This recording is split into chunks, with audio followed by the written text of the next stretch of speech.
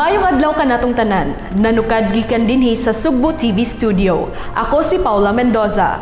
Og kini ang programa nga maghatod kaninyo sa labing uwahing panghitabo og kalambuan dinhi sa atong lalawigan. Kini ang balita sa Sugbo. Naguna sa mga balita. Bisan pa man sa iyang tinguha nga matabangan ug matubag ang yanguo sa kadaghanan, gibakwi ni Gobernador Gwen Garcia ang iyang executive order nga nagtugot sa backriding sa motor sa probinsya. Kini iyang gihimo human mipadayag si Presidente Rodrigo Duterte nga dili niya mahatag ang buot makabut ni Garcia. Apan gipasalig sa gobernador nga dili siya mohunong sa pagpangita og paagi nga matabangan ang mga Sugboanon nga motor lang ang gisaligan nga mode of transportation. Ania ang dugang detalye. Temporaryong gibakwi ni Gobernador Gwendolyn Garcia ang Executive Order No. 19 nga nagtugot sa backriding sa motor sa probinsya sa Sugbo. Kini isip pagsunod ni Garcia ni Presidente Rodrigo Duterte. Kinsa mipadayag pinaagi siyang virtual presser nga dili siya makatugot sa maong executive order. Dugang pa sa presidente nga kun muhatag siya og pagtugot sa Sugbo, kinahanglan sab niya tugutan ang ubang LGU nga mausab ang yanguo ngadto kaniya. Alam mo, much as I would like really to accommodate Governor Garcia and the board members, here's what I can say. If I begin to give an exemption to one, which, because I will open myself to charges of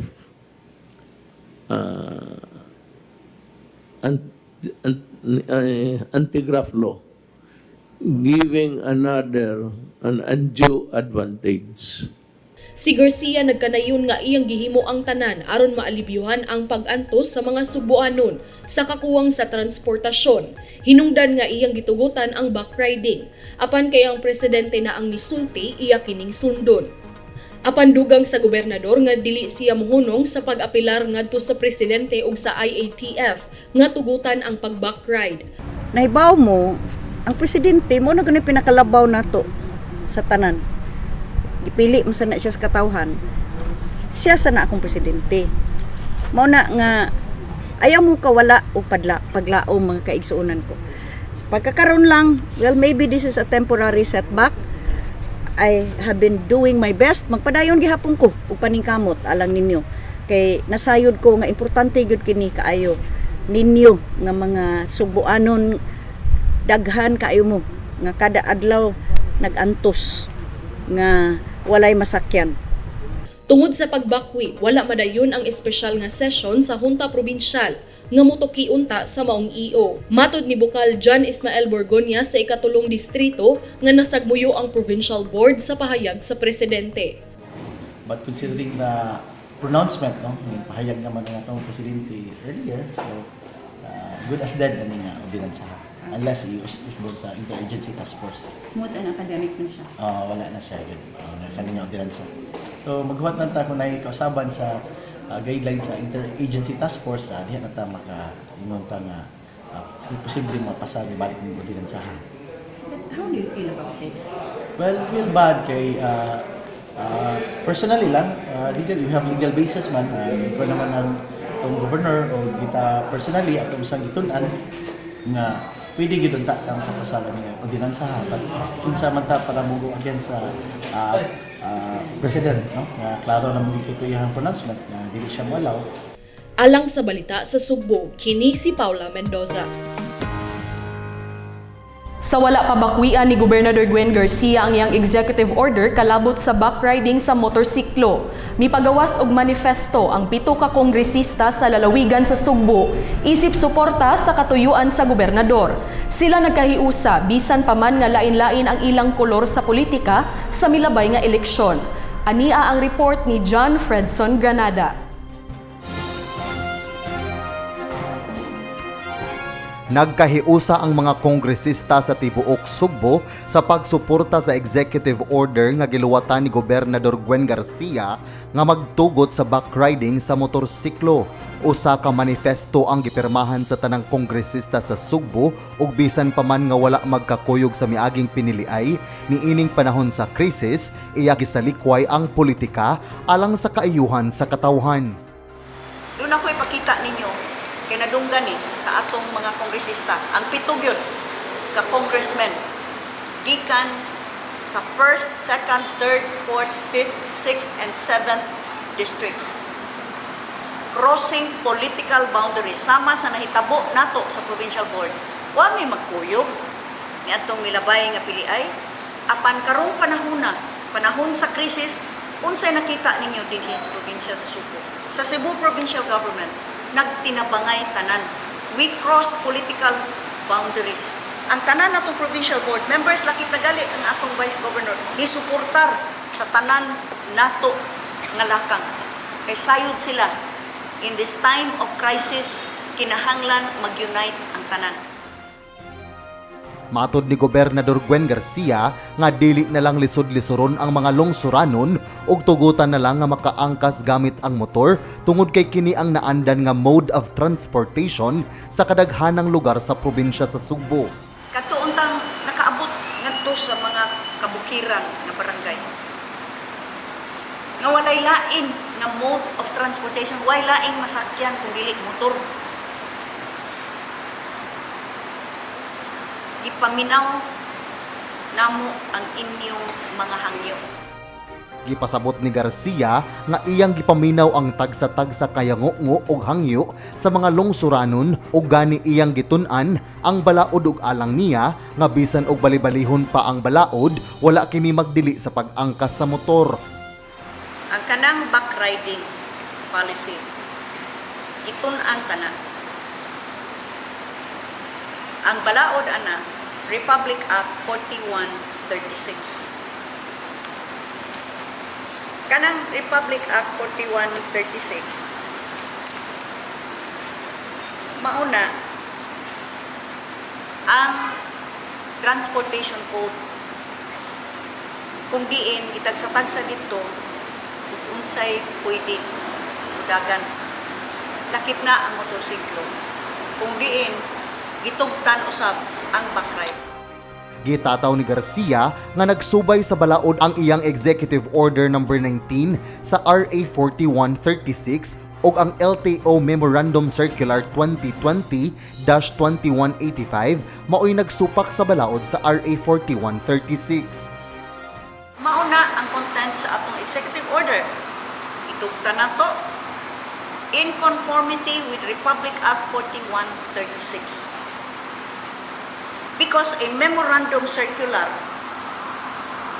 cannot supersede a national law.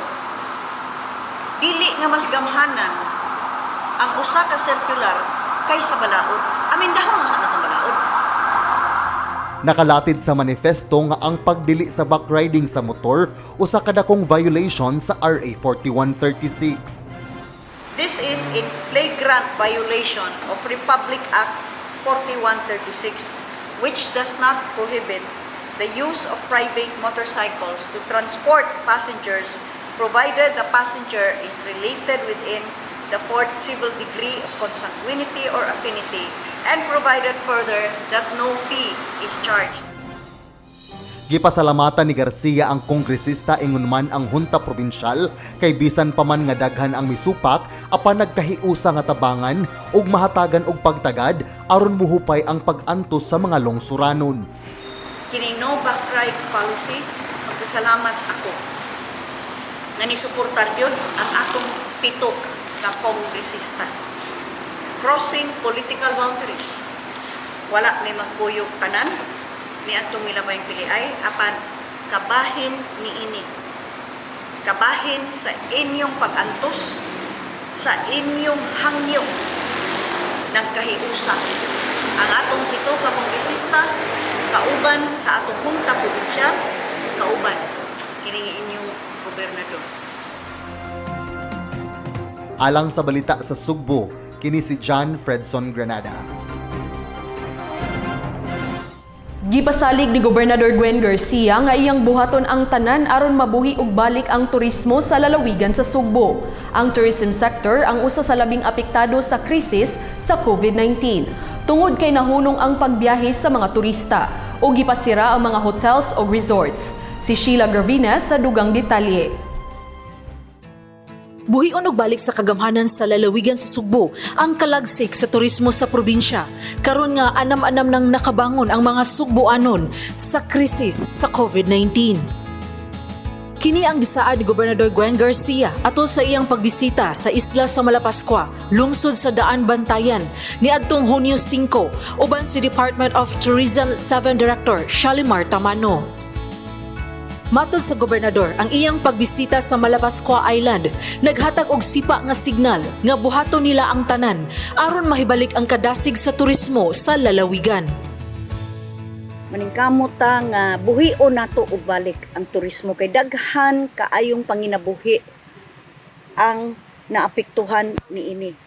Ang atong mga kaigsuonan nga kanhi na hire dunay trabaho unta mao'y nagtrabaho niini ang atong mga resorts nga ubay-ubay gyud karon walay mga trabaho.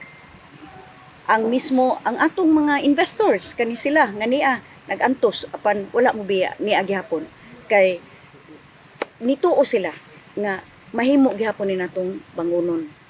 Ug mao na ang akong giangkon karon nga dako kaayo nga tulumanon pagtabang dili lang gani niining isla sa Malapascua, lakip na ang uban nato nga mga lungsod na turismo gyud maoy main source of livelihood. Gipadayag ni Garcia nga nasayod siya sa kapait ug kalisod nga naagian sa mga lugar nga ang turismo ang gisaligan sama sa mga isla sa Bantayan ug Camotes ug mga lungsod sa Mualboal, Uslob, Badian, Alegria ug uban pa. Bisan kung grabe naapektuhan ang turismo sa COVID-19, daghan sa mga magpapatigayon ang nihukom nga magpabilin sa isla sa Malapascua nga ilang gihimo nga ilang kaugalingon nga Pinoyanan. So yeah, since 2 months we are closed in Malapascua, the business, but we try to do the best out of it, try to find other solution how to keep the people here busy. And in general, we are lucky, we have a lot of support from the mayor, as well from the barangay. They're doing a great job, they're investing a lot of time. And I would say in general in Malapascua, the people are still quite positive. It's still a good vibe until now. We're all trying to keep a little bit busy, and we're trying to make plans for when we can reopen and how can we get better and improve when we are able to reopen. So we have some staff still working and taking care of them, and it helps that we can still pay some salaries and still support some of our staff. And we've been trying to do food giveaways for our staff every 15 days, like rice, mung beans, and we bake usually some bread, and normally on the 15th and the end of the month. And with our other partners, other businesses, we've been planning to do some of our own marketing to show the beauty of the island, because it's really showing itself now. As we said before, it's had a chance to really breathe over the last months with no traffic here, and it's just kind of opened up, and now we think it's a great time. We're going to try and get some videographer over and get some marketing shots done. So yeah, at least we're trying to keep busy so we don't go crazy. We are very happy to give our support also to the community, because we call this island home, right? So we like to share everything we have in order to keep the island, I would say, afloat. And we are very happy to be part of this small community, and we are happy to call this home. And we feel also very safe by the work of the police doing in the island. And so I'm happy, I'm not scared, and I would say we will go on through this pandemic together. Tungod ni ini, nibilib si Garcia sa pagsalig nga gipakita sa mga negosyante sa isla nga makabangon ang turismo ug subling modagsa og balik ang mga turista didto. This optimism that's in the island is so heartening. we are so happy that our friends, the business sector, has not given up on Malapascua. And I promise you, government, the provincial government, will do all that we can in coordination with our municipal government to help the island. Si Garcia nihangyo sa ilang tabang og suporta uban sa DOT-7 nga mapabuhi og balik ang turismo. Tungod sa COVID-19 pandemic, matud ni Tamano, dako ang posibilidad nga moubos-ubos ang gidaghanon sa mga bisita nga moabot sa Sugbo, nga mo'y panglantaw usab sa international tourism experts sa mosunod nga mga tuig. So ang atong paninguhan is ang quality sa atong mga bisita o high spenders. So ang ideas nga ni gawas sa meeting sa Kapitolyo last week nga nigikan pod kay governor is kaning wellness ug health. Nga o push pud ta sa medical tourism ug kaning mga retirement facilities, no. Pasabot na nay value added ang atong mga bisita.